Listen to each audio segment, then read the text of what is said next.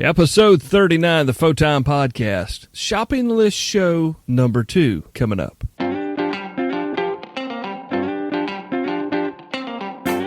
MTCRadio.com presents Photime, the other ham radio podcast.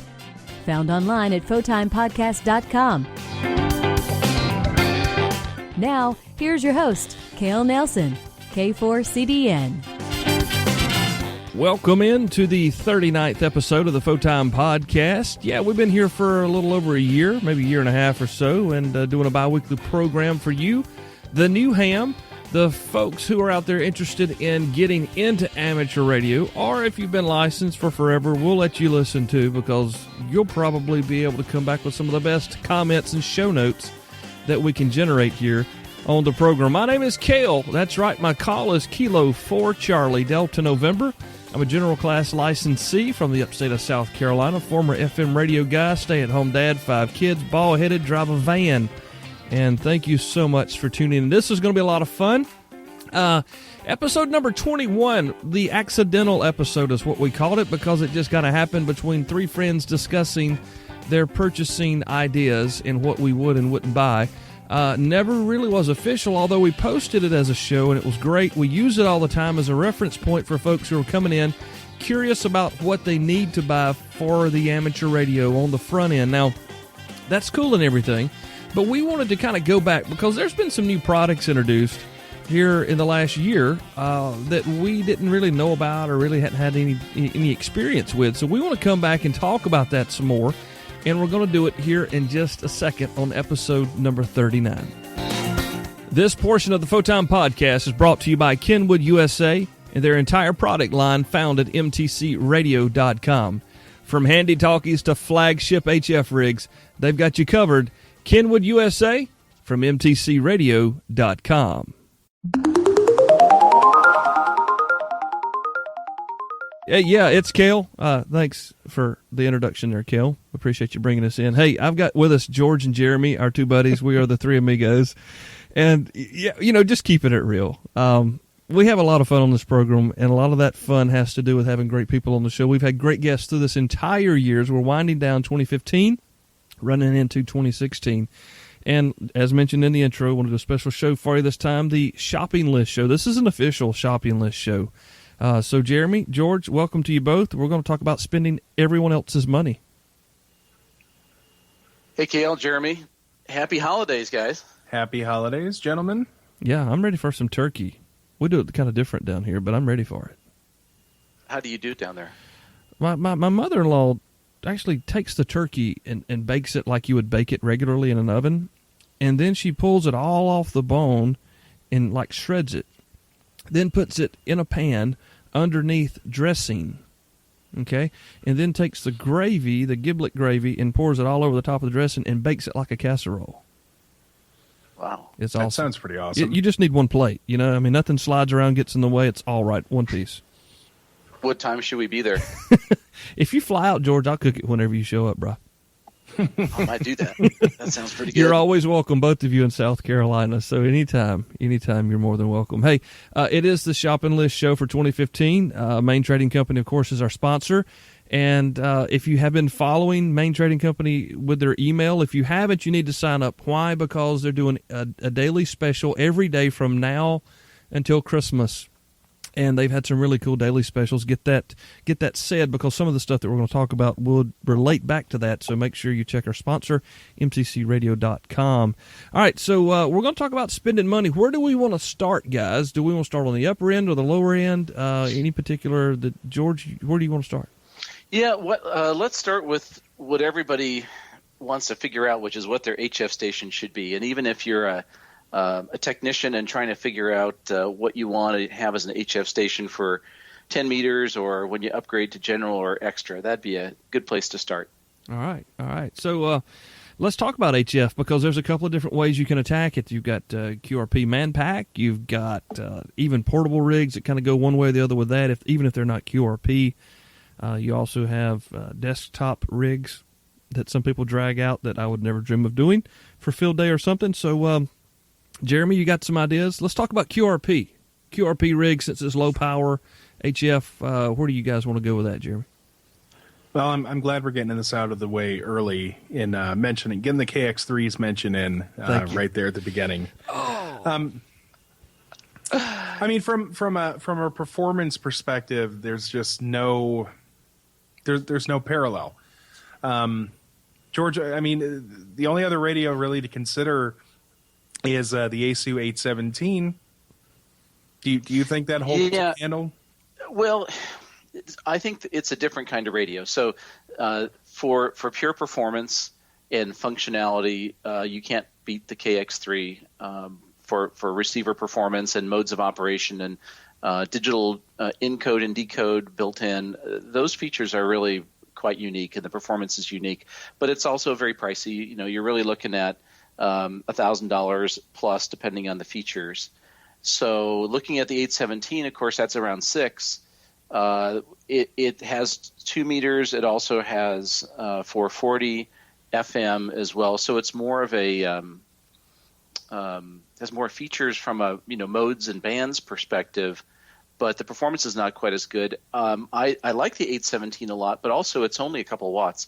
By the time you put the typical AA battery pack in there, you're not even getting a full 5 watts.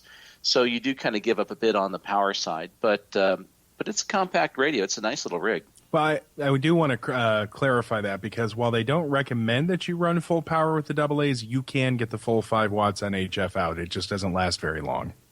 So on alkalines, or what kind of batteries would that be? I've done it with nickel metal hydrides. I actually have never run alkalines in there, but nickel metal hydrides have a lower internal self-resistance than alkalines. But you'll notice when you turn it into the power mode, it starts flashing, and that's how you know you're back in the 5 watts. But okay. I think overall, myself, the 817 was actually one of the first HF radios I ever had, and it was mainly because it was affordable. But it's not great at anything, but probably for what you get, I think it's safe to say I really would recommend both of them, and it really comes down more into what your price range is. And we could throw out some other radios, too, that are a little bit more specialized. So when you think QRP, a lot of times you're focused around CW, because very low power CWs can be more effective than sideband or other modes, except maybe digital. And there's some other really nice QRP radios out there. LNR Precision makes a little radio called a Mountain Topper. It's about $250. It's very compact, couple of watts, couple of bands. There's several radios in that range, kits as well as assembled radios.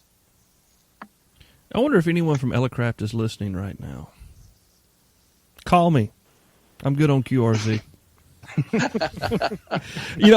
I've been quiet this entire time. I really don't know. I mean, I've seen an 817. I've seen someone use it. I've seen the KX3, seen someone use it. Never operated either radios. I would take either if it were me. But a KX3 would be sweet. I'm not going to. What's sort of funny to me about the QRP rigs. Many years ago, when I first looked at QRP back in the 70s, at that time the QRP radio was a Heathkit HW7, and a worse radio has never existed on the planet. That is a terrible radio. It had an awful receiver. It was microphonic. You'd bang the case and you could hear it. It was just terrible. And I'm sure someone out there, I've just dissed their favorite rig. I'm sorry, but it was a bad rig. And then from that era, there wasn't a lot of great low power radios. And so the QRP rigs of old were just lousy. And today, there is an unbelievable number of small low power QRP rigs that'll run circles around those old radios. Yeah. So there's just if you look at the money of what it costs then versus what you can buy one for now, it's probably pretty equal, maybe even a better bargain today. Probably a far better bargain today. Well, that little Mountain Topper thing for $250, I think the HW7, it might have been in the same price range, but that was 35 years ago. Yeah, that was $1,000 then. Yeah. Yeah, it was a lot more expensive in those days. So we've talked about QRP. I think we've covered that, and thank you, Jeremy, for the stab right there at the very get-go. I wasn't even anticipating that. I brought that right on myself. Call me Elecraft. I'm here. So let's talk about some portable rigs, because I know George was one of the very first purchasers of the FT991 that I'm aware of. I know that Richard's had them on sale throughout the year at MTC. And there's some people that have been pretty happy with them. There's some people that were like, well, we got some firmware issues. I don't know. I've never even seen one in the flesh. But I know that it probably would be considered one of the best-selling HF rigs on the market right now. It's very hot. It's a very popular radio, partly because there's always demand for new models of Yaesu Kenwood ICOM radios, and it's the newest one.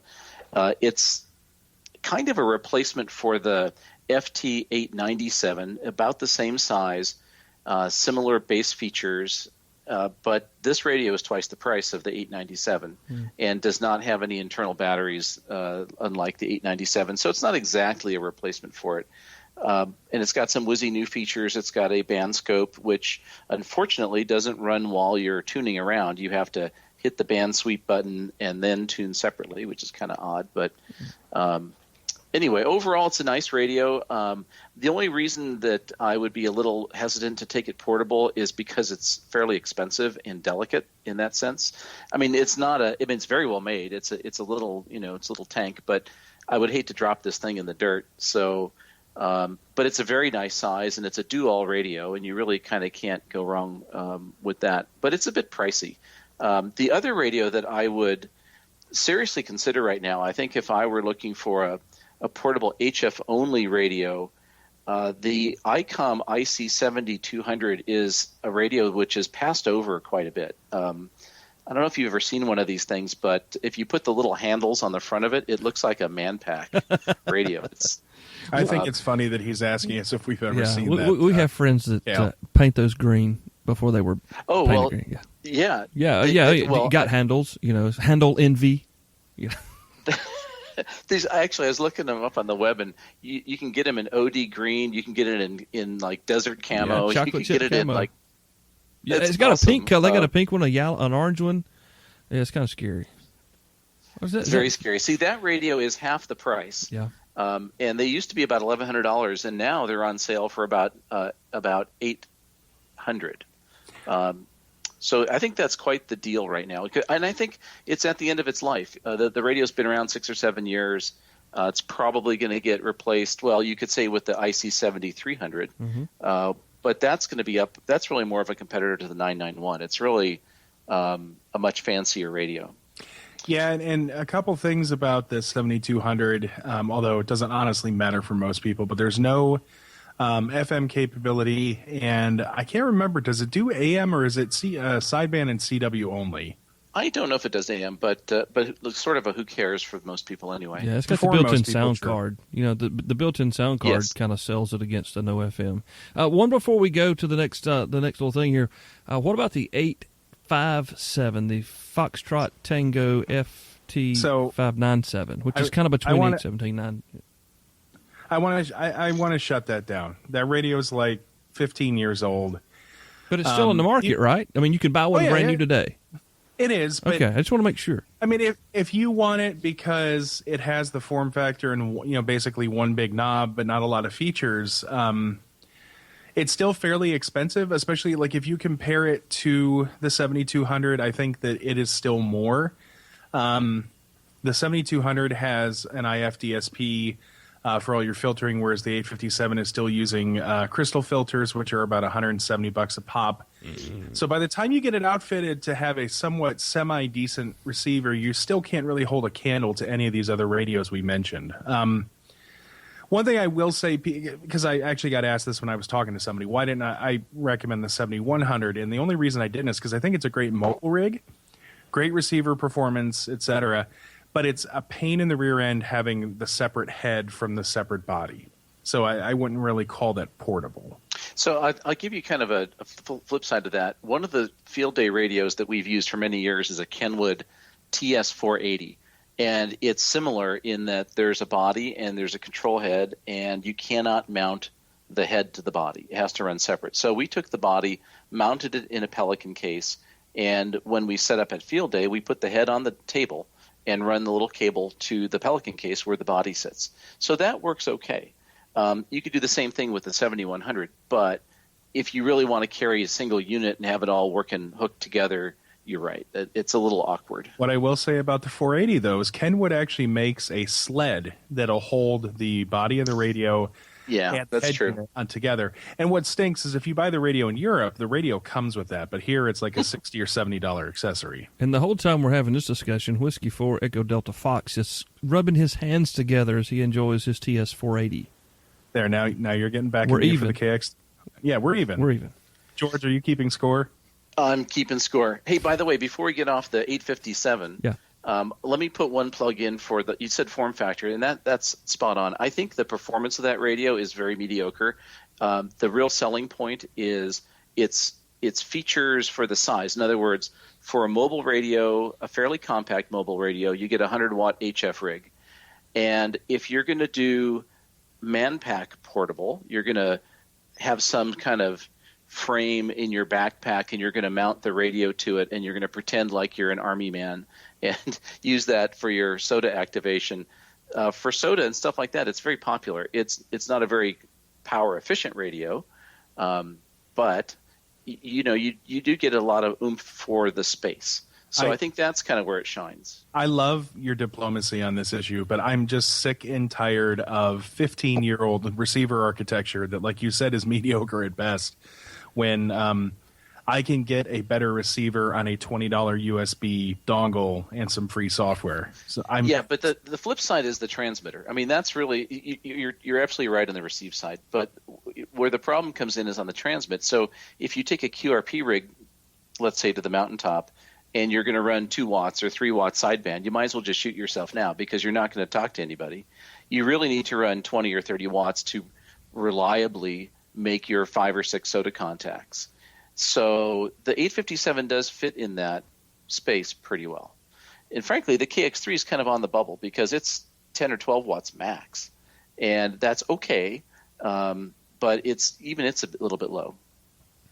So, in fact, what a lot of people are looking for in that kind of portable backpack configuration is back to the mention of the 817. Now, the 817 only being a couple watts, but you can go get a little power amplifier on eBay for like, $100 or $200 or so, and that thing will put out 30 or 40 watts. So that's becoming a fairly popular workaround. What about, as we continue on here, what about tabletop ham shack rigs that are going to stay on your shack desk?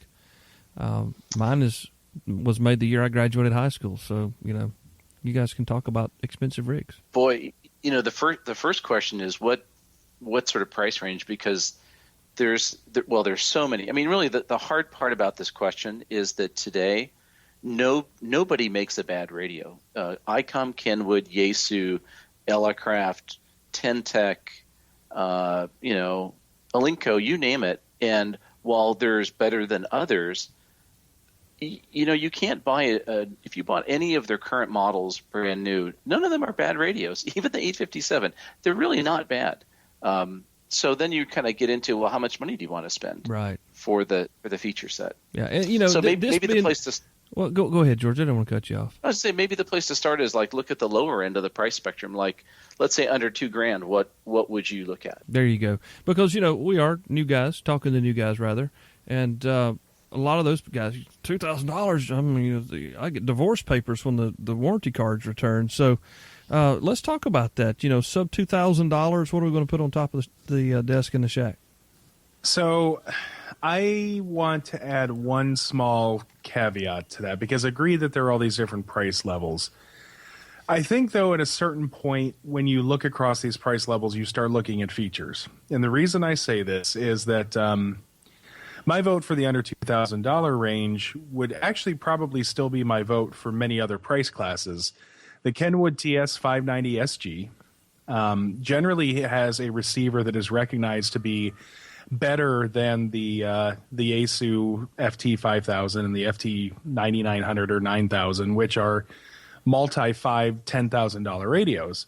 So if you care about that as your primary concern, you can actually buy for that matter, the KX3 has a better receiver than those radios.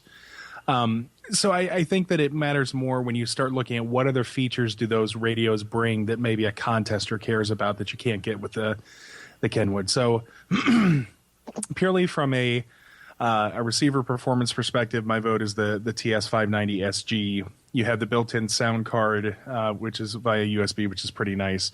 And you can actually, I think it comes with a handle. So it's actually a fairly small rig that you could take portable if you wanted to. George, where would you spend your money? Boy, I by the way, I've never used the 590, but the people I know who have them have been very, very happy with them. And they very consistently say what you just mentioned, Jeremy. It's a very good performing radio, especially for that price point. For me, I think if I were looking at a low cost, i.e. under $1,000 brand new radio for my first radio, that's kind of a tough call because I think I would avoid the very cheapest models like the ICOM 718, which is their lowest end radio. Is really it's really not such a hot rig. It's okay, but like the 7200 is going to be better. Mm-hmm. I would kind of look at that, or maybe the TS480, but in the $1,000 to $2,000 range, maybe the Yaesu FT 1200. But I would probably go with Jeremy on the Kenwood. I think that's a really solid choice. I think it's a very good pick. Yeah, I think if you don't need the space on your desk, any of the larger radios would be fine. If you need something with a detachable head, I'm probably going to go with the TS480. But everybody that I know that has the 590 just adores them. So, I've got an 850. So mine goes back a couple of years. I love it. And I'm not really looking for another HF rig unless it's an Elecraft KX3. Well, and if you kind of go above the $2,000 range, then you kind of get into the K3, which I think would be a serious contender. If you're a CW guy, it's really hard to beat the K3. It's QSK break-in. CW is fantastic. It's as smooth as silk. Kind of really hard to beat, and actually, technically, you could get into a K3 for under $2,000, and then add features as your budget allows over time. And that is one thing that's really nice about that line of radios is that you can start as an investment. And Elecraft has demonstrated time and time again their commitment to the long-term viability of their radios. I mean, when they released the new K3S, there were components that were backported to the K3 so that there were people who could improve the performance without having to buy a whole new rig. One other one that I would take a look at, if I remember correctly, this sells below $3,000, but I think the Yaesu FTDX 3000 is an awful nice radio. I think you get a lot of features in a single package. You get a nice band scope, you get waterfall display, you have decoding of like RTTY PSK31 CW on a very nice bright screen. And the receiver in it is just phenomenal. It's very pleasing to listen to. I can't speak for its CW performance, but I know that that is another well-loved and fully featured radio. Before we go ahead, George. Just one that's like really close to that too is the IC 7600. That's kind of the low end of their top of the range radios. That's about $3,000. I think it's pretty competitive with that. Very nice user interface, very smooth. It really, it's a beautiful radio. Cool. And just for the guys we just totally wanted to go outside and throw up or something because of these dollar figures. If you're coming in under those figures, check out the IC718, like George said. Also, the Alinco SRT8, I believe, is the actual call or the number on that one. Both of those are entry-level rigs. You're getting an entry-level rig, but that may be what you're looking for. Actually, I'll throw something out about the 718. Sure. I wouldn't even look at the 718. I would look at a Yaesu, the latest version of the FT450D. I owned one of these for a short while. And there are a few things that I don't like about it.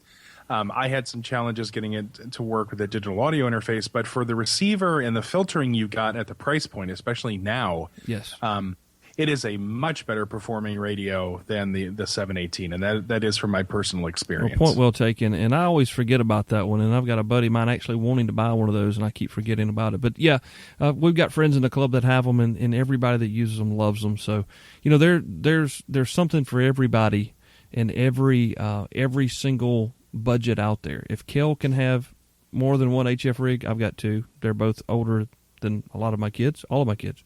I guess I don't think I have any more kids, but anyway, they're out there. Even there's some nice used rigs too. So you got questions? We'll always have room for our show comments that you can hit on the webpage at photimepodcast.com. We'll be back in just a couple of minutes as we continue chatting about what you need this year in your stocking for Christmas. It's the Shopping List Show. It's episode number 39. Kel, George, and Jeremy back in a bit. Hi, everybody. It's Christine at Main Trading Company in Paris, Texas. We just want to take a moment to say thanks to all of you guys for your support throughout the years. 6 years in business now. After 4 different locations, the addition of our very own post office, ham radio, and local honey just seem to go together. Main Trading Company, celebrating 6 years in the ham radio business. Thanks for all your support. We're back. It is episode number 39. I'm Kel here with George and Jeremy, and it is the Shopping List Show, as we have told you multiple times over the last half hour. We want to continue on about HF, but we're going to talk about some antennas and some accessories that you may want to be thinking about when you're planning your next HF purchase. Antennas, George, you guys, you and Nick did the Pactenna. I love mine. The club loved it. I made them a believer on field day. Give me some ideas on some antenna gifts or purchases we need to make. Of course, a Pactenna for portable. What else would you want, right? But for the home, for a permanent installation, I think on the kind of cost-conscious side, I would go with either a vertical or a wire antenna. Verticals are nice because they're easy to put up. They take one mount point, and depending on the antenna, may or may not need a lot of big radials. Typically, they do. I've got a 5B TV, which is an ancient design by today's standards, but it's a multi-band trap vertical, and it's not the world's best antenna, but it's perfectly serviceable and it's easy to install. So that's pretty good. There's a lot of crazy quote no radial antennas, which are kind of have more mechanical components and are taller than the quarter wave antennas are, but like the R5, the R8 are pretty decent antennas.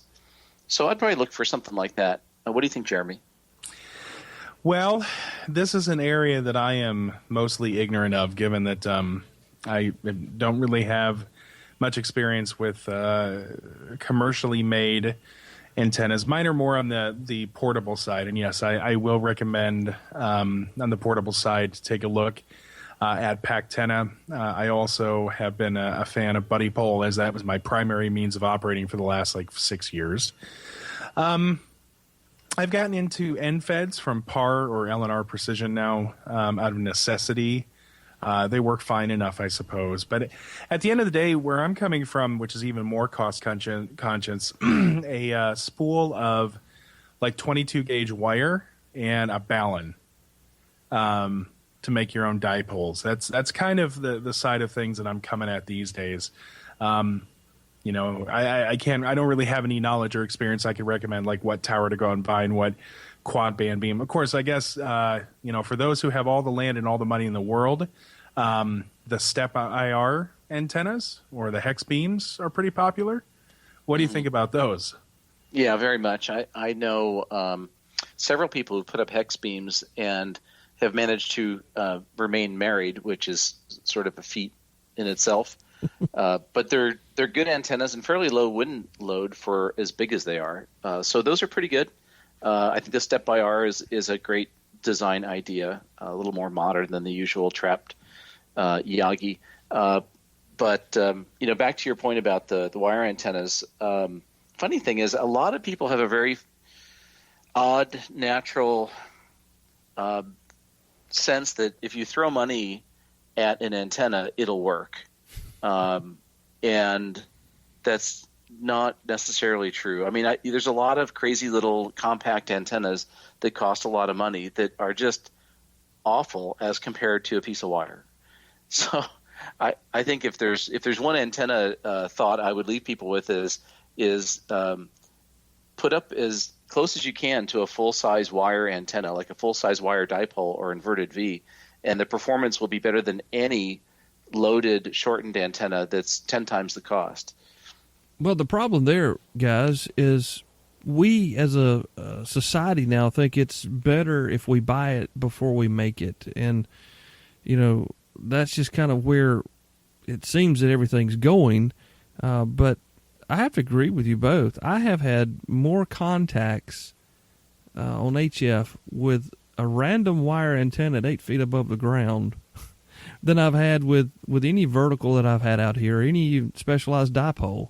The wire antenna just works, gets you a balun, gets you some coax or ladder line, either way. And look, you can get on the internet and type what band you want to make it for, and the plans are there. Buy one of the ARRL books. Go to the library, rent one out from the library or whatever. But the plans are there. They're very easy to make, very cost-effective to make, and you will be surprised at what you can actually do with just a piece of wire. Exactly. And I mean, that's the experience we had with the PAC-10. I mean, we had people sending us emails saying, wow, this is a fabulous antenna. And it just cracks me up because it's a dipole. You make it yourself. I mean, there's no magic dust. There's no unobtainium involved in the connections. Yeah. It's just getting a full-size antenna in place, and wire lets you do that. So if you're lucky enough to have the space to put up a 40-meter dipole or a 20-meter dipole or even a single support inverted V, it's going to work great. Yeah. And that is something, especially for new hams who are intimidated by the thought of building their own radio, which you shouldn't be. I mean, there's a lot of like we said, QRP. Oh, we didn't mention kits.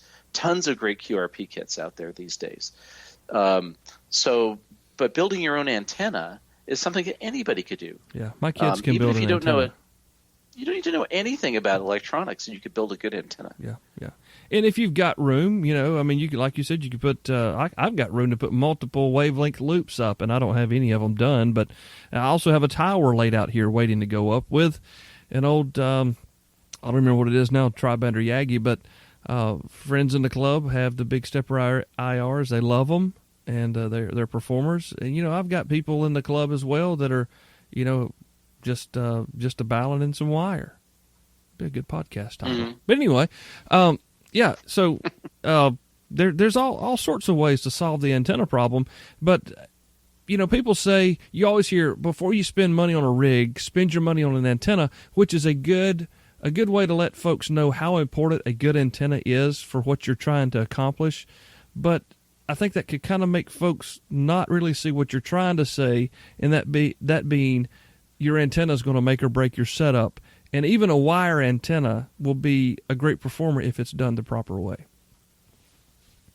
Exactly. And really, the way I would phrase it is put up the very best antenna you can. I mean, in my case, I would love to have a tower, but I'm not. I mean, I'm in in a residential neighborhood where, while I probably could get away with a short mast and a beam on it, I just don't have the time I can't put up a big tower. So I don't. But so I have to live with a vertical, and that's good enough. I can make contacts with it. Hey, by the way, I made about 25 contacts in the CQ Worldwide SSB contest a couple weeks back. And about 20 of them got responded to in my logbook of the world, hearkening back to our logging discussion. Mm-hmm. And I think I picked up like 10 new countries. Fantastic. Congratulations. And it all happened with logbook of the world. How about that? It's the first time it happened, so it's very cool. Awesome. Now, we've touched on antennas, which, I mean, God, that could be 4 or 5 different programs, which we probably should investigate in the future. Let's talk about some accessories, because my wife thinks that she buys a pair of earrings and she needs a pair of shoes, a new purse, a new pair of jeans or whatnot. It's not just one thing. And it kind of goes the same way with these radios that we're talking about, these HF rigs. What are some nice accessories that you may want to consider when you're getting into your HF rig? Well, the first thing I'd mention about accessories is going from rigs and antennas to accessories for this time of year is an important distinction, because it's really hard for someone to buy a present that's a radio or an antenna, because it's such a personal choice. And most gift givers are going to have little idea what the person wants. Right. When you start getting into the accessories, now you're kind of in the zone where, someone could buy this as a really nice present. One of the things that, although this is very personal too, one of the things I would say would be a CW paddle. And there's a whole range of them. And it's the reason I think a CW paddle is a great gift is because it's a little more expensive than a lot of people will spend on themselves, but maybe not too much for a gift. We're talking $100 to $300. You can go more, of course, but $100 to $200 for a really nice paddle would make a lovely gift. What is okay? I'm interested. Don't sell me, but give me a couple of different brands I could put in front of Carla to say, hey, I'd like to have one of these for Christmas this year. Oh, well, there's a lot of brands. Interestingly, Vibraplex, which is a name that's been around since the 20s, has been bought and is being manufactured. So that's one brand. Bencher is a very popular paddle brand. Kent keys are very popular. If you want to go, I would say at the high end to what I would consider the very best keys that are made. There's a company called Bagali out of Italy that makes beautiful keys. Now, these are keys, by the way, that once you have one of these, you could use that key for the rest of your ham radio life. Yeah. They don't wear out. These are really well made and really beautiful instruments. Jeremy, go ahead, Jeremy.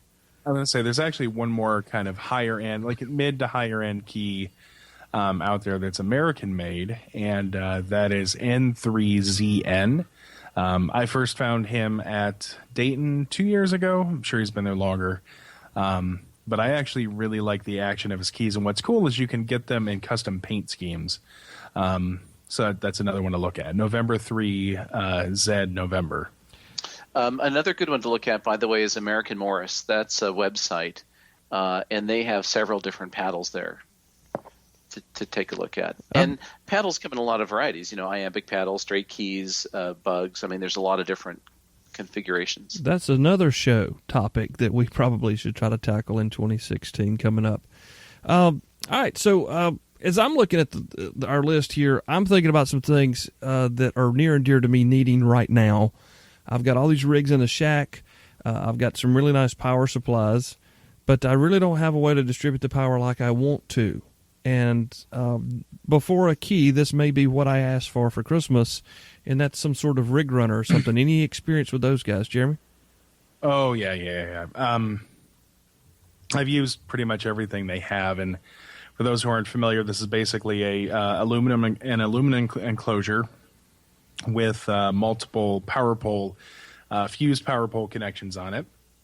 They're wonderful. They're neat. They're handy. I wish I had been a little bit more prepared, because they released a new one this year that's a little bit harder to get your hands on. I'm actually Googling it right now if we can install. But the cool thing about this is not only does it have numerous of your normal connectors on it, but it also has USB and a built-in voltage and current display as well. Sells for about $170, I think, and I'm not finding the model.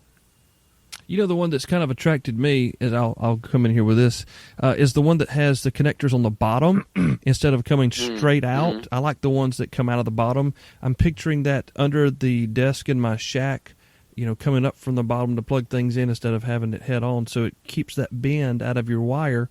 And it would seem to me that it would maybe keep things connected a little bit easier, a little bit better if you're not using the roll pins in there. That could be. I think that's a better arrangement myself too. I like that. Although I don't. I was going to say, will we see one of those in Ham Shack V2.0? Oh, in Ham Shack V2, I've got I'm sort of West Mountain radioed up. I've got the power gate for the battery backup system. I've got the PowerWorks switching supply. I've got the rig runners for power distribution. Absolutely. Oh, one other thing while we're on that is if you're doing an emergency power system with all those things, you might want to put a battery booster in there. And the battery booster basically is a little switching supply that takes the battery voltage and bumps it up to whatever you want the output to be, like 13.8 or 14 volts, which sucks a little bit extra current out of the battery, but keeps the right terminal voltage at all times at the radio.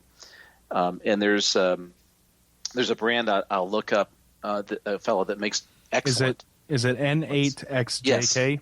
Yes, yep. That's the one. That's the only one to buy. There's another company that makes mighty fine junk that I would not get that one. I would get the one from the N8 guy. Yeah, so it's November 8, X-Ray, Juliet Kilo. And, I actually own one of those, and they are pretty phenomenal. The only thing, I've actually stopped using it, though, because if you're not paying attention, you end up zapping your battery below 10.5 volts and without even realizing it. So, but it is a way to get more energy and usage out of your battery. The one that I've got, I'm pretty sure has a low voltage disconnect. So maybe maybe it's a newer model. Cool. That'd be worth checking out to make sure it's got that feature, because I was concerned about putting an LVD in the circuit to make sure it didn't kill the battery, because it will take it down eventually. So you really need that disconnect in there. And I found the model number for the rig runner I was talking about. It is the 4007U, and it looks like the price has come down to about $150. You know, and these are the things that are like the least sexy things in the world to buy. I mean, some folks would rather get on Amazon and buy, a $29 handy-talkie just so they can have another radio. These are the kind of gifts that you can put on your list and give to somebody to buy for you, because, like George said, you may not want to drop $180 on power distribution. Insert yawn emoji here, but really, you think about it, I'd rather spend $170 on another 2-meter mobile rig or whatever, but. These are the kind of things, these rig runners, these battery boosters, these are the kind of things that you can tell your spouse, hey, I'd really like your kids, I'd really like to have something like this year. If you want to buy me something, I don't need any more underwear, okay? I don't wear ties anymore. So here's my list. So the rig runners, battery boosters, a nice paddle, not that kind of paddle, a paddle to do CW would be a lot of fun. Whatever floats your boat, but it'd be a lot of fun to put on the list and have that present to open up. I know that when I turned 40 years old, Carla bought me my HF rig, my Kenwood, and it was a really awesome gift. It was old, but it was what I wanted, and I'm still excited about it. So anyway, let's keep the ball rolling here. Any more accessories that we may want to think about for the HF guys making purchase? Well, one of the things that I think I personally did not appreciate until I had it, and oddly enough, it was a gift, was a headset. Now, at my personal, where I am with my ham radio career, I was gifted a Heil Pro set. But before that, I was using a Yamaha CM500. And, of course, it's a headset. You can get them with stereo, with one or two speakers that go over your ear, and then it has a boom microphone. Then there is a myriad of accessories you use to connect it to your radio and give you a push-to-talk switch via the hand or the foot switch. But they really are useful, especially in contesting environments or at field day. Very, very, very good suggestion. And I can see where that would work a lot better than somebody's iPod white earphones. Besides, you look a lot more masculine with a big set of full coverage headphones than you would your white earbuds. Of course, I like the guys. Cale, you and I know some folks who have converted some of the Dave Clark aviation headsets to go to their radios. Yeah, just the same guy that painted his 7200 green. We won't call Greg out on the air, but we love you, man.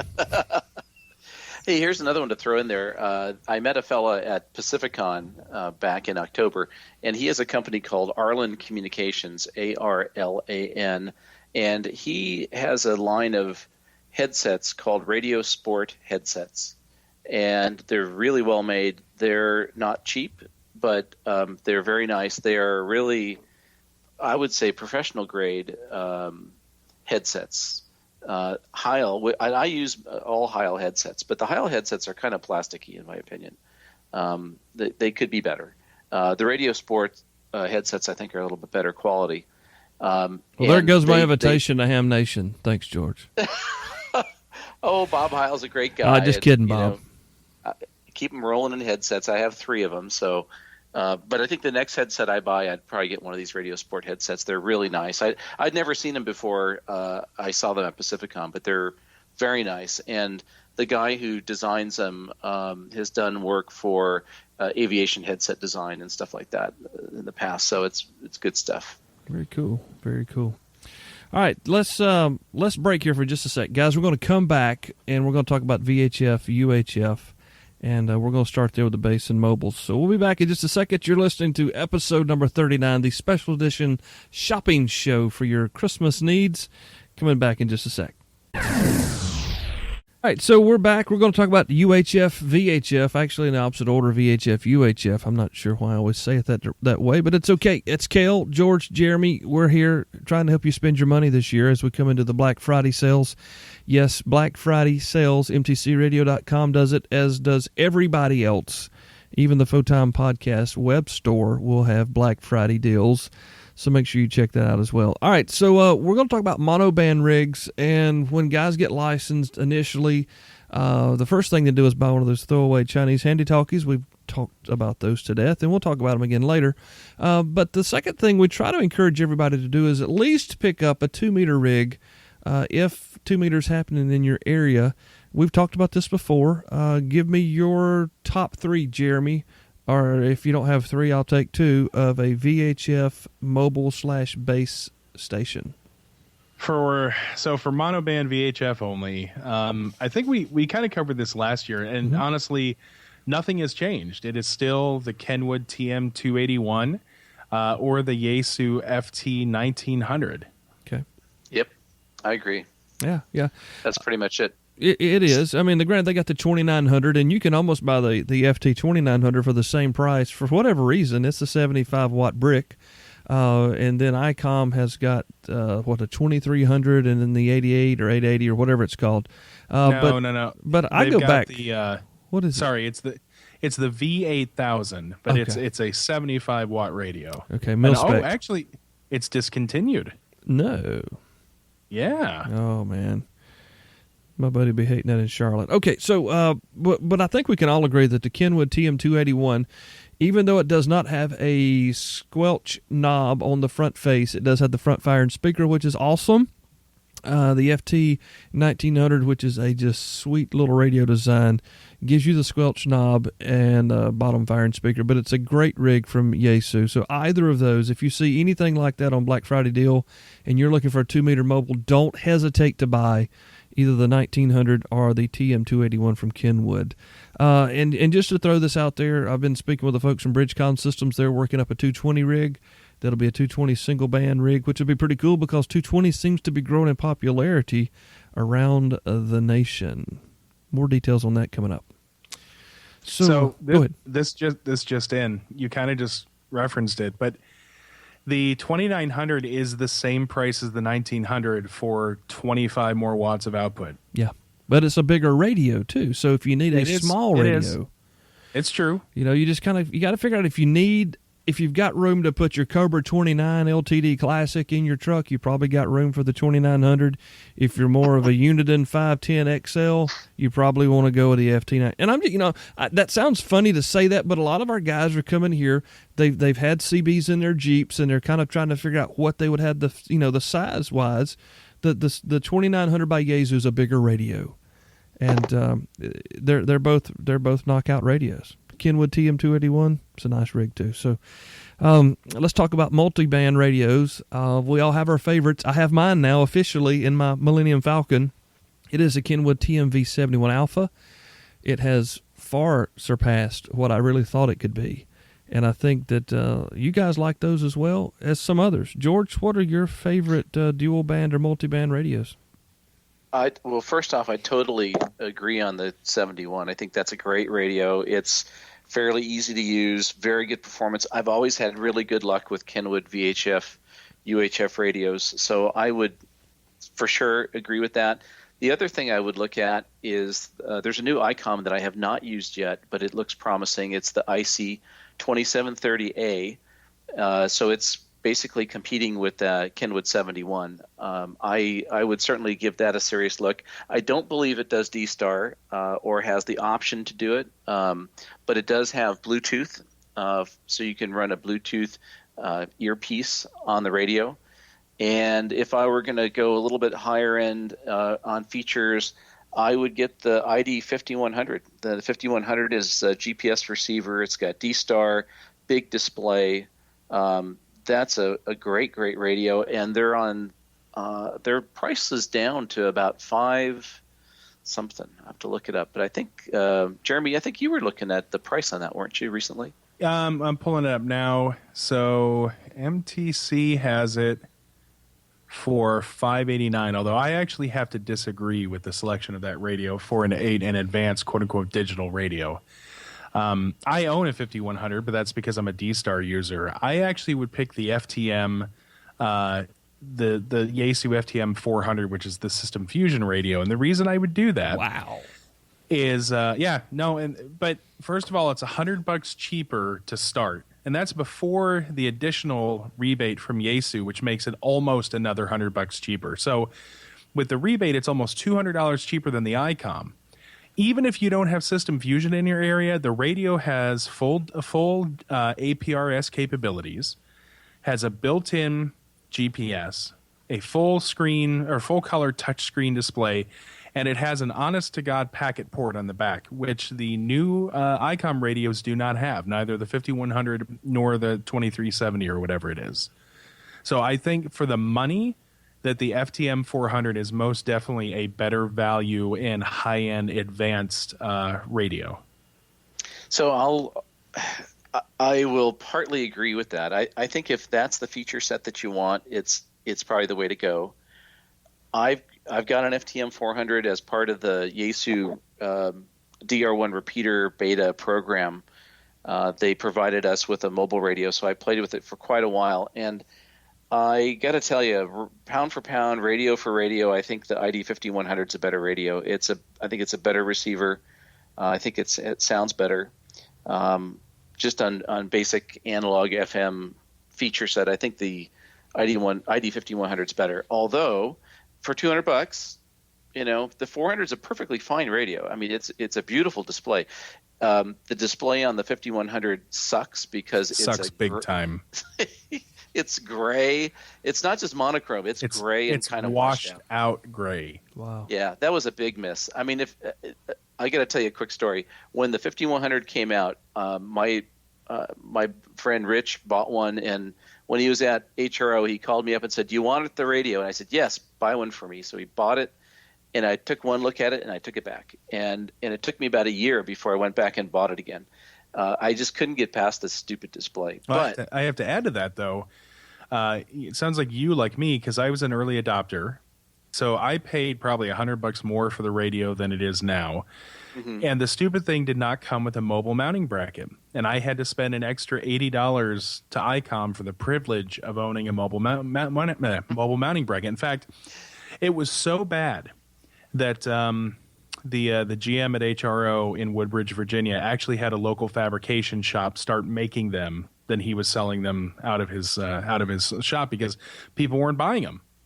Wow! Now now it's the 5100 Deluxe, and all the Deluxe means is that it comes with the mounting bracket that it should have come with from the get-go. Yeah, so I got mine when the Deluxe was out, and I must tell you that it's a great radio.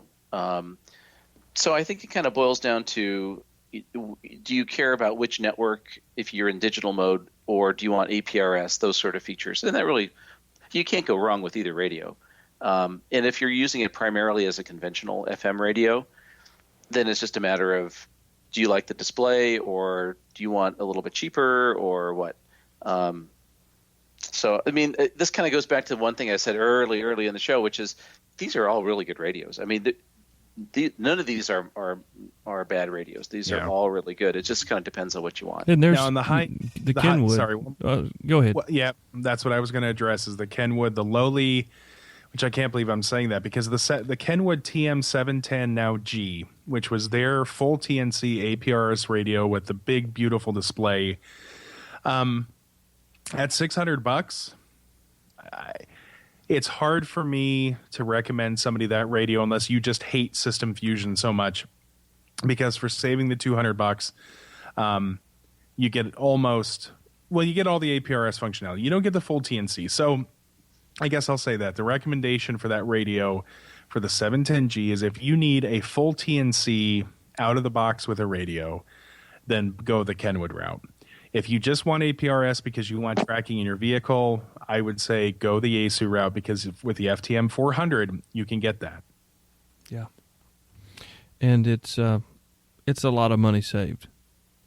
It's a lot of money saved.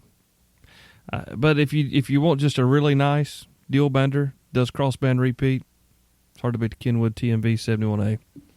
True. That's money well That's spent. a sweet radio. Oh, I'm so excited. I think that's a great radio. I want 2 or 3 more. I love mine, man. I'm just excited to finally get something I wanted, so I kind of sit out there in the truck sometimes and just look at it. It's a pretty cool radio, dude. Thanks, man. All right. So, it works great with crossband repeat? What's that? HTs. Yeah, and let's talk about those next. Now. See what I did there? That was good. You're a professional communicator. We've got HTs now. HTs range from anywhere from $16, $18 if you talk about the 888 or the 8, whatever that is. That's the UHF bad joke from China. But just get it out of the way. If you're coming into the hobby and you want to buy a cheap radio from Amazon.com, don't buy the UV5R. Okay? Don't buy it. I don't care if it's got 17,000 accessories in 14 different colors. If you want to spend your $25 the best that you can, do what I did just a few days ago to gift a friend of mine who I'm trying to get into the hobby.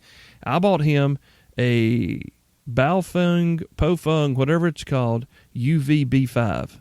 There's a difference. If you're dyslexic like me, it's hard to get it. I finally got it. UV Bravo 5. It's got the best front end. It's a jamming little radio. And that's the cheap alternative. Let's talk about better radios than that one, though. Where do we want to start? Hey, I got a trivia question for you. Sure. What does HT mean? Hang in there. Close. Surely one of you guys Handy know. talkie. Handy talkie. Right. So what's the origin of handy talkie? The Motorola. Something. Okay. Yeah, Motorola Handy Talkie. Wow. Exactly.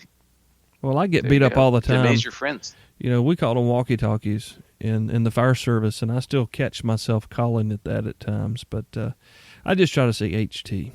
All right, so we spent $25 on the UV B5.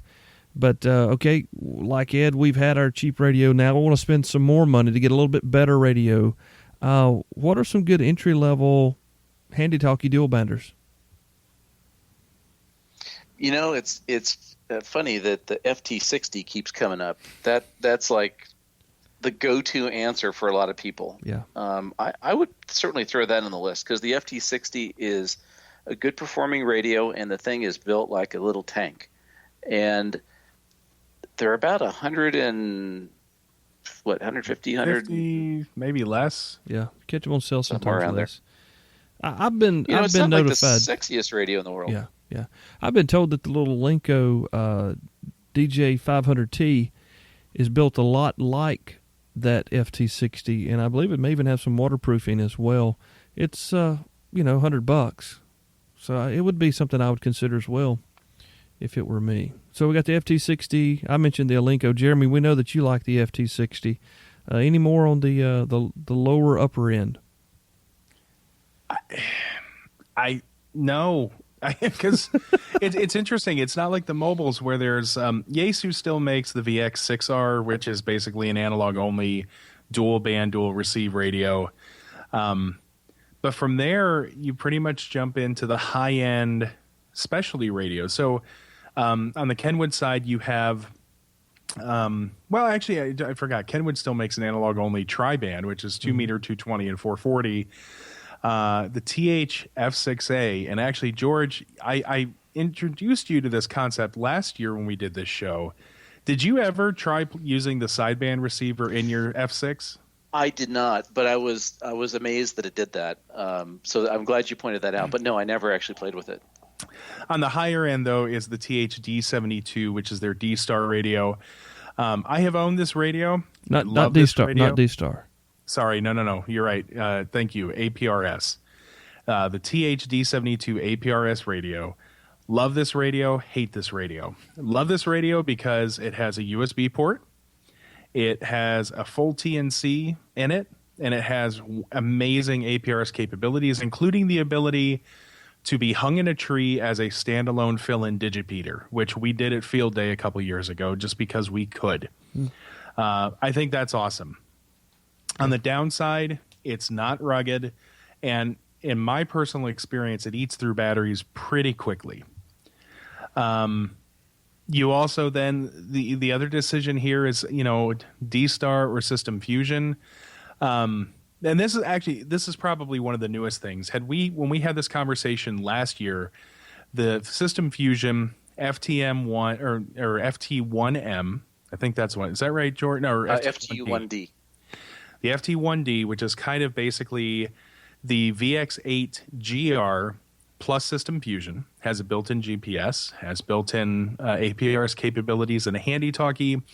And this time last year was available for less than $300 when ICOM was still selling its D-Star top-of-the-line handheld, the 51, for about $455. This year, however, the playing field is kind of level because the FT1D, if you're into System Fusion or you want an inexpensive dual-band APRS-capable radio, is available now for under $280. And Main Trading Company has a ridiculously insane pricing compared to what the $700 I paid for it on the ID51, which is the D-Star top-of-the-line radio. And they're going to do a special Black Friday pricing. You want to talk about that real quick? Are you allowed to? I can say this. I can't put this on the internet website, but I can talk about it. Are you going to make me even madder than you did last time I was on the show? It depends on how much you like the big antenna. Do you like the big antenna that came with your radio? So I have the anniversary edition with the big antenna, and oddly enough, I have attached that big antenna onto my Home Patrol scanner. Ah, that's a good use for it. Well, I got the idea. Actually, it was the last show. Oh, okay. Or somewhere where I think it was you that was talking about what they were going to start doing with the big antennas, or maybe it was in an email. Yeah, okay. Well, the deal is MTC has decided to, if you don't want the big antenna with the anniversary ID51 Alpha, they will take it out and subtract money from the purchase price, so you get it for a better deal. Right now on their website, $314 for the ICOM ID51A without the big antenna. It's a pretty smoking deal, Holy right? Cow. Yeah. All right, check this out. Black Friday through the Black Friday weekend on their website, if you buy the ICOM ID51A without the big antenna, they knock another $15 off, $299 for the ICOM ID51 Alpha Black Friday special, mtcradio.com. And I'm not sure if they're going to promote that or if it's just Kel getting to promote it.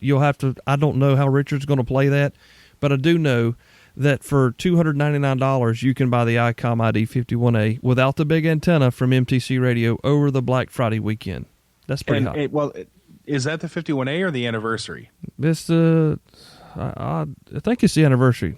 If it doesn't have the big antenna, it's the anniversary. The reason this is important is because that has all of the new upgrades. So the ability to do analog repeater lookup based on GPS location, whereas the original 51 could only look up D-Star repeaters. Ah, okay. And also this new medium speed 3840 data only mode was introduced in that radio as well.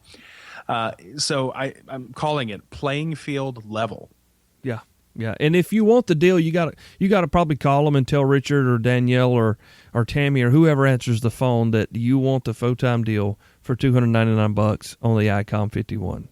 They'll know what you're talking about. Let me throw in one comment on that radio. If it's D-Star, that's the radio to get. If you're not into D-Star, that could still be the radio to get. Forget D-Star for the moment. As an analog conventional FM HT goes, that's an excellent radio.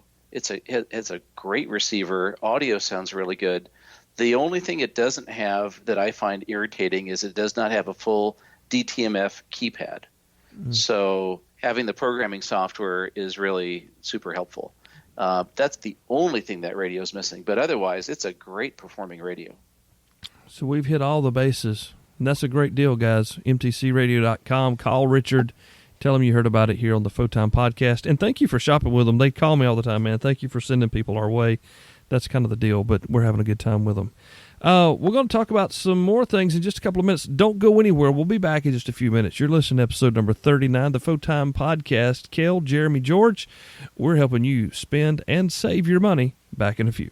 This portion of the Photon Podcast is brought to you by ICOM America and their fine line of equipment found at mtcradio.com. If you're looking for some great gear, make sure you check out mtcradio.com. Click on the ICOM tab. You won't be disappointed. Again, it's mtcradio.com. And then we can all ask, whose show is this anyway? Yeah, it's the listeners' program. Who's on first? Oh, my gosh. It's Kel. Stay out of the infield. All right, we're back on the Photon Podcast. Kel, Jeremy, and George, we're doing some stuff here. We want to get moving on. We've been talking about VHF, UHF, handy talkies, and mobile radios. We've got some non-radio gift that we can talk about if we want to. Kel, I got one more thing I want to slip in there based on the listening episode that we did. All right. Short and sweet. If you are interested in getting introduced to the scanning hobby, the analog or digital scanning hobby, and you don't want to have to learn what's all this software is and what a NAC is and the different types of Motorola systems, you just want something you can listen to. I'll just go ahead and throw out the recommendation for the Uniden Home Patrol 2 for about $470. Gives you most of the latest digital, what's the word I'm trying to use? Non-encrypted? Yes, non-encrypted digital modes in use for public safety and whatnot, as well as full analog capabilities. This is not their top-of-the-line radio, therefore it is also not priced at their top-of-the-line, but it's simple to use. You use it by entering a zip code and saying, I want to hear stuff within a radius. And then you go into a list and say, I want to listen to police. I don't want to listen to fire. I don't want to listen to public works. I do want to listen to school stuff. You turn things on and off by service. But it's a pretty powerful scanner that's dead simple to use. And in fact, I used mine quite a bit today. So I just want to throw that out. The Uniden Home Patrol 2. Very, very good money spent. I've sort of been out of the scanner thing for a while. I'm curious. If it has the access to the data, do you have to have some kind of internet connection to get the data, or is it pre-programmed? So there is a software package for the radio. You plug it in, you run the update once a week, and it pulls down a copy of the radio reference database. Now, to your point, which you're kind of hinting at, the top of the line radio, the Bearcat 536 HP, actually has a Wi-Fi dongle that plugs into the back of it so that you can control and listen to the radio from your smartphone. But it would have been so easy for them to just pull the data of the database automatically, but they didn't do that. Did you say automatically or automagically? Automagically, of course, sir. Okay. I mean, that sounds cool to me. I just was curious. I like that. I didn't realize you could do that. So you're kind of cheating with your smartphone and your scanner. That's pretty slick. Yeah, so I mean, like a lot of people will leave them at home. I actually know of one person who has the scanner hidden in the trunk of his car, and he uses his smartphone as the quote-unquote head unit for it. Because he lives in Virginia and you can't have a scanner. Well, you can if you have an amateur radio license. Well, that's true. All right, so we spent their money at the scanner. They have a handheld unit for the Home Patrol as well, which is pretty slick. They're about $400 as well, so it's money well spent. If you don't need all the bells and whistles, you can find a nice analog scanner for anywhere from $75 to $150. And we've got those all over the internet. Non-radio gift guide. This is something that this would be kind of fun to talk about. George, where do you want to go with this? How do you want to start this up? So I think this is a good thing to think about. When we think about a ham radio gift, we think about, a key or a coax or something very ham radio-ish. But there's a lot of stuff that we need as hams that is not specifically radio. And that could be things as simple as a really good soldering iron. Everybody needs a really good soldering iron. And it's one of those things, again, where if you go out and buy it yourself, you might buy the cheap one because you don't want to spend the money. But for a gift, if someone wants to give you a nice present for a few bucks more, they could get a really nice one and one that you'll use for a very, very long time. And having that's really worth it. Can I comment on that? Yeah. So to this point, I wholeheartedly, for about $100, Hakko, Hakko. They're these very funny looking purple and yellow soldering stations, but specifically the FX888 Delta. For about $100, you get a temperature controlled soldering iron that is so good that it made me realize I had been soldering incorrectly my entire life. I'm not kidding about this because I've always just used the little Radio Shack 20-watt pencil, or like I had the one that could do 15 or 45 watts. No, having a precision temperature-controlled soldering iron is an absolute game changer. And there's an entire library of different tips you can get for it. You can get fat tips. You can get surface mount tips. It comes with a little station that has your iron holder, plus it comes with the brass tip cleaner and a sponge. It is amazing for $100. So if you have somebody in your life who solders, do them a favor and buy the Hakko FX888D, or possibly even the older 888, which has an analog temperature control. I'd take either. I'm good on QRZ. So the one that I use, which is similar to that, is the Weller WESD51, which I think is a little bit more expensive, but I don't think it's got any better features. So I've never used the Hakko. I'll have to check that out. But having a, like you described it, having a very good precise temperature control tip, interchangeable tips, and having a digital display to tell you what the temperature is I find that super useful. So yeah, I think either brand would be good, but we'll have to check out that one.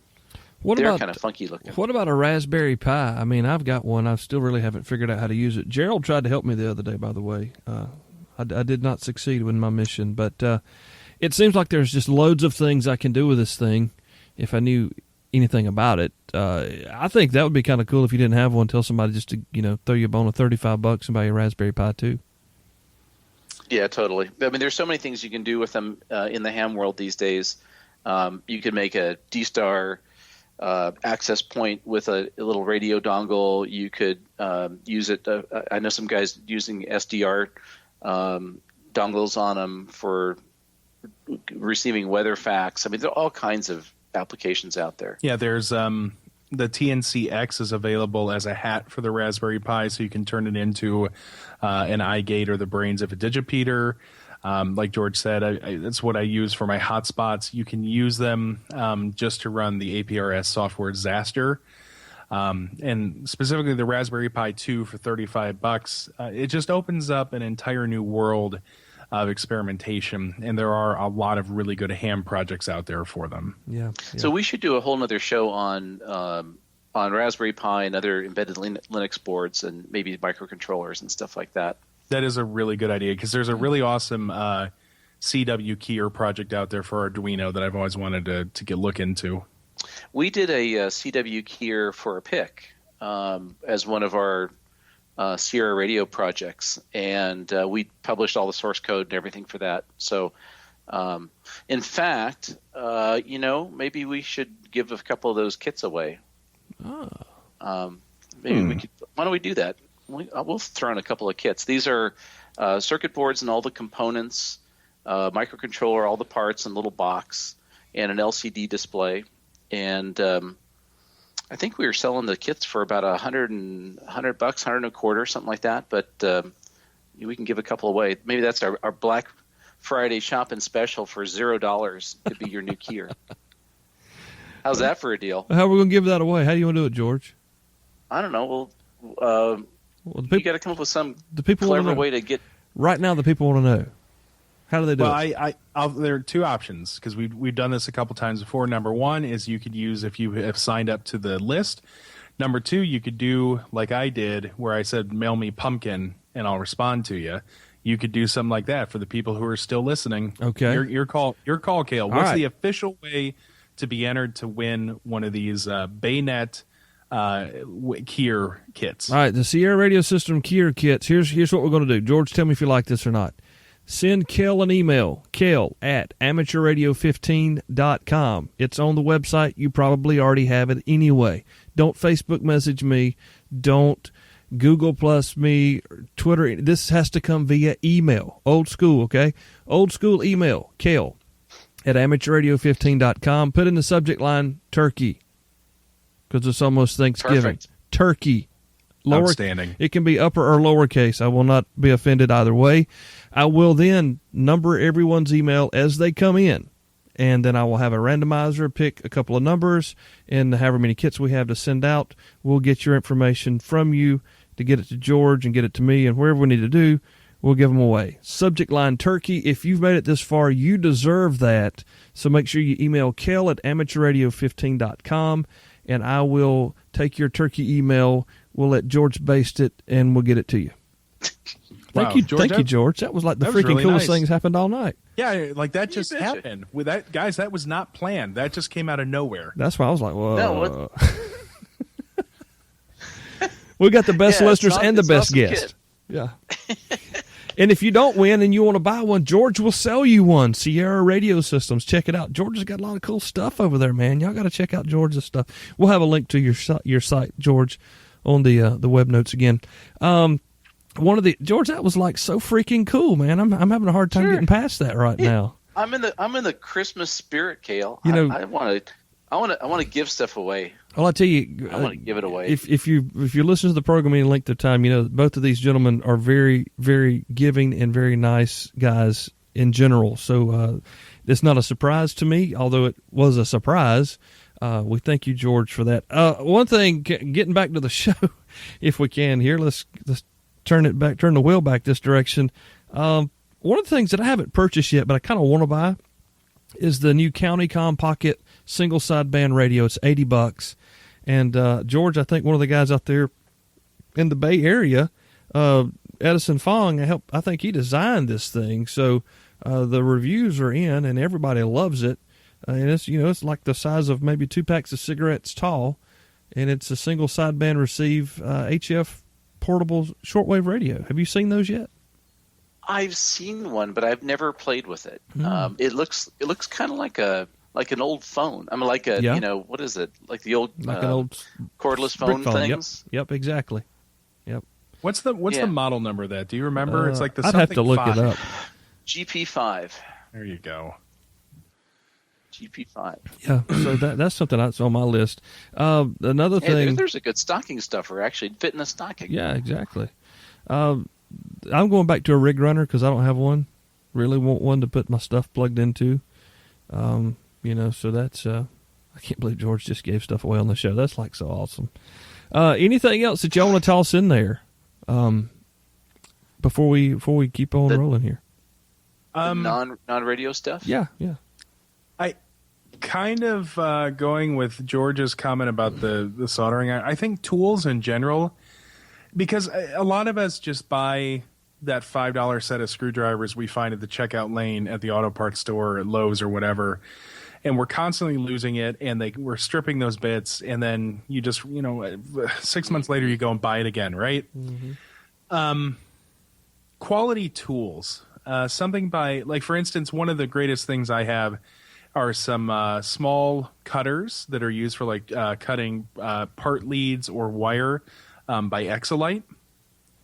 That was a wonderful gift that will always be cherished. George, what are some other good? Wow! So you said a magic word, Exolite. Exolite tools are incredibly good quality tools. Screwdrivers, needle nose, cutters, you name it.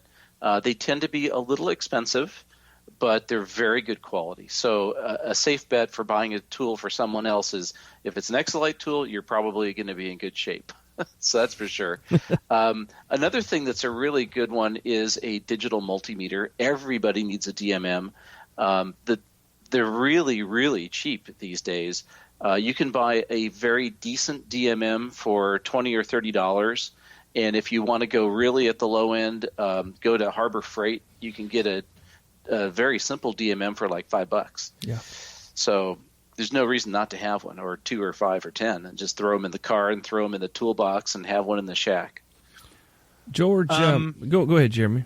No, go ahead. I was going down a different driveway, but I think you had something to add there. Well, my mind, I was going to shift a little bit to some more stocking stuffery stuff that it's always helpful. RF connections and adapters. The ability to go from SMA to BNC or to PL259 or whatever. Those things are always handy. And if you put a few bucks into it and you buy something that's a little bit more than the 5 for $1 that you find at most hamfests, those are really useful. And also some cabling. PowerWorks has a ton of different cables that go from power poles to cigarette lighter, power pole to different radios, power poles in general. Going kind of mixing power poles with tools. The power pole Yes. Yes. I knew you were going there. $45, the best $45 ever spent. Stop fooling around with the $7 Harbor Freight tool and soldering your power poles. I'll put it this way, Gerald, you cannot power pole the world if you do not own a tri-crimp. He doesn't have a crimper? No, he does not. I bet he does now. I bet probably he does now he does. Now that he's out of the military, he can afford one. But yeah, the tri-crimp is you want to get a ham something in their life, buy them 1,000 power pole connectors in the 30 and 45 amp size. 1,000. You laugh. I buy them by the 20s. I buy them by the 20s too, and then they disappear. They get used for everything. In fact, actually, so I've recently entered the world of 3D printing, and I'm putting power poles on my 3D printer. He hung around with Gerald a lot. Yeah. Hey, you know what else is really a great stocking stuffer is kind of along the lines of the West Mountain rig runner is the PowerWorks junction blocks. So you can plug in 4 or 8 power poles into a little block, and man, those things are useful. Yeah, those are neat. George, I'm looking at your stocking stuffer list here. What is a WinKeyer kit? That's a CW keyer, so you plug your paddle into it, and there's a zillion keyers out there. The one that I am going to be using here in the shack is this WinKeyer, and the reason is that it has a serial port, and you can have macros and software, and you can send text to the keyer, or you can hit the paddles, and that way you can either drive it from your computer or from the paddles. And WinKeyer, you should check out the website. If you want to build a keyer, you could just buy the keyer chip from them that's pre-programmed, and you could build up a keyer around it. Or they have it all the way up to a complete box and a circuit board and everything. So I would use that as a keyer. The keyer thing that we talked about earlier, the Sierra Radio one that we made, it's kind of a similar idea. It actually can have a serial port on it too. So I wanted to try the WinKeyer, see how theirs worked. And is that the Kilo 1 Echo Lima? Yes, okay, that's right. Fantastic. Well, thank you for that. Never heard of that one before. We've been on quite a while. Before we get too carried away, let's go with if we could get something for ham radio this year in our stocking or under the tree. Jeremy, what would it be? Oh, for me personally? Realistically, realistically. Man. Nothing? I mean, I've got a KX3, so I don't really feel like there's much else. And I have the pan adapter for it and the amp. Doesn't everybody? I mean, really? I mean, I even have the sidecar for it. So Truthfully, for me, the thing that would be the best really isn't a thing. It would be having somebody come over here and helping me get my end-fed quad hung from my deck into the 80-foot tree in my backyard.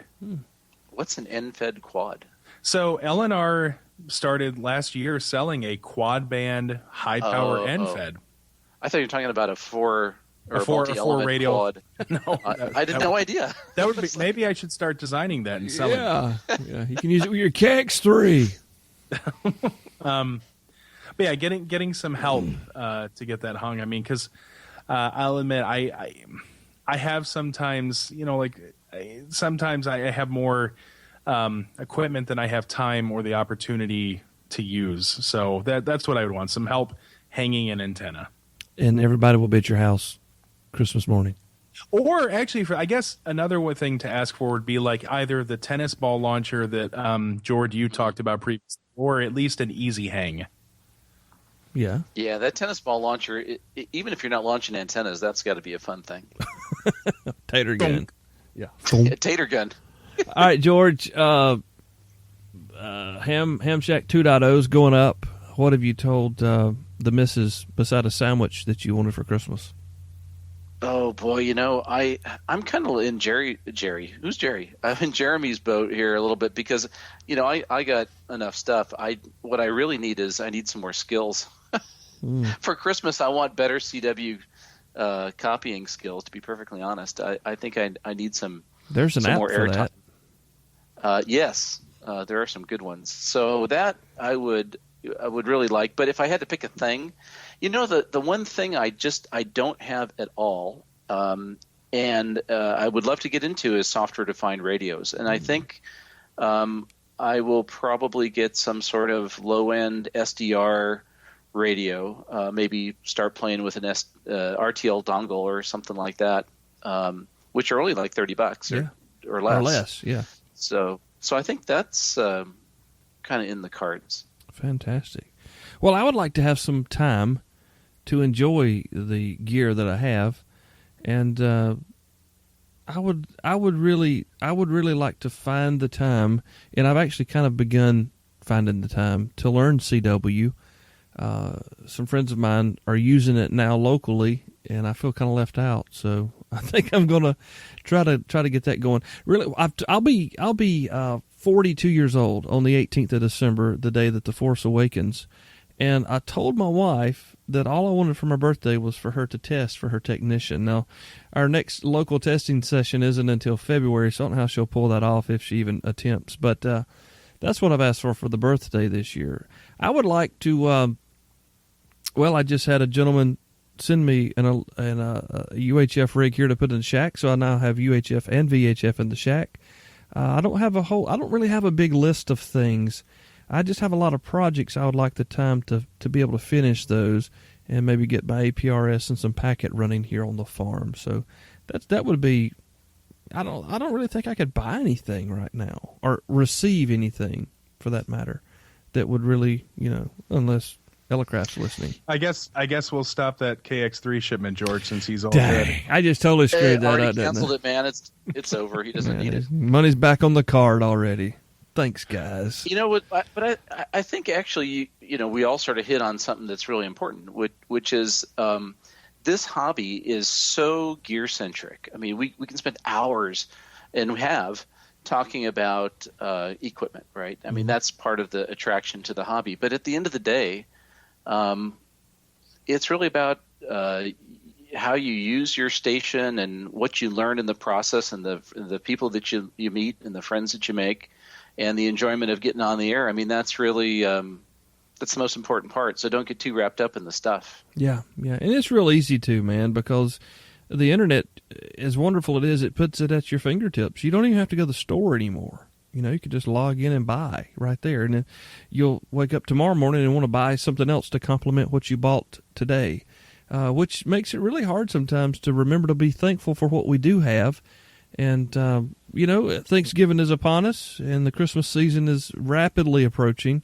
I'm very grateful for you guys coming along this journey with me.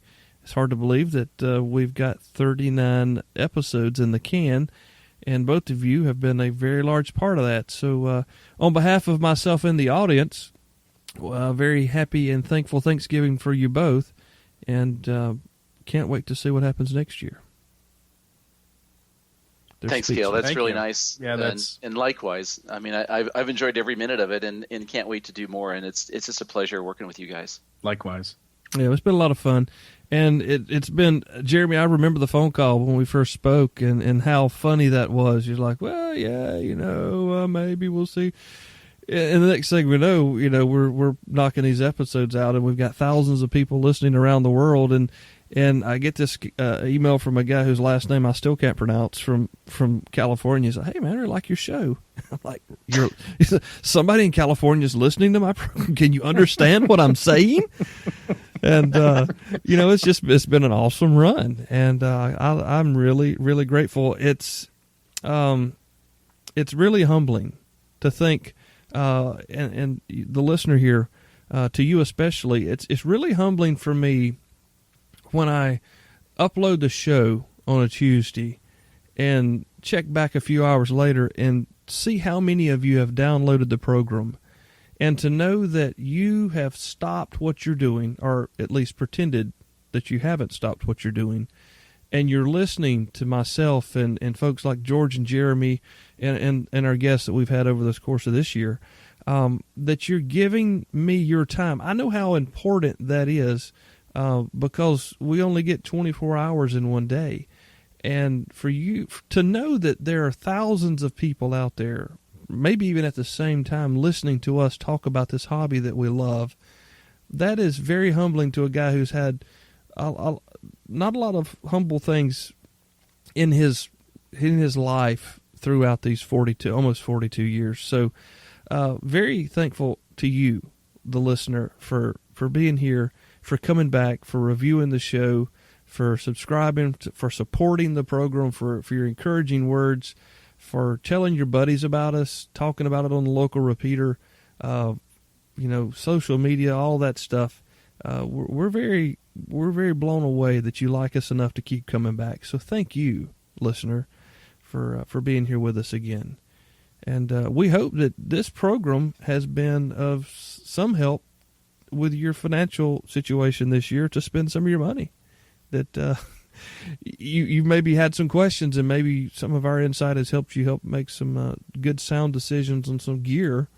That it takes gear to operate in ham radio, so we can't get away from that. But even at that, we hope this has been helpful to you. So thank you again for listening. And George, thank you for being here. As always, you are an asset to the show. Thank you so much for your gift to the listeners. And don't forget, send turkey as a subject line to kel@amateurradio15.com. You'll find my email address. I'll have it there on the front page of the show notes. But, George, thank you for being here. Anything you want to leave with our listeners? Oh, I just have had such a great time doing this and all the other episodes. So thank you for the opportunity. And for the people listening, we'll definitely have a very detailed show notes for all the items we talked about. And I think we need to figure out a good way for you to hand off a shopping list to your friends and loved ones so they can go get you the right stuff. So we'll put it in a form that makes it easy for them to shop. How's that?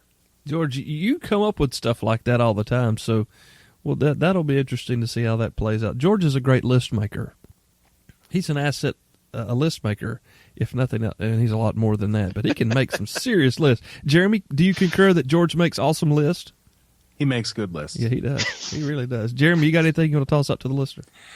I like, it's hard to not sound like I'm being disingenuous, but I am also have been thankful for the opportunity to get to know you, Cale, and get to go along this journey and participate in it as much as I have. And thankful for you also coming along, George. I think we, especially for our listeners, like we have a really good off the net friendship as well, which I'm very thankful for. I've got to meet a lot of really awesome people and have conversations with awesome people because of this. And so ultimately, like Cale said, I am also very thankful for our listeners, and I'm thankful for the feedback we get from you guys. Feedback is a gift, and you guys have given us some great ideas for some stuff to tackle, and I look forward to seeing what you guys challenge us with for 2016. Oh, absolutely. Absolutely.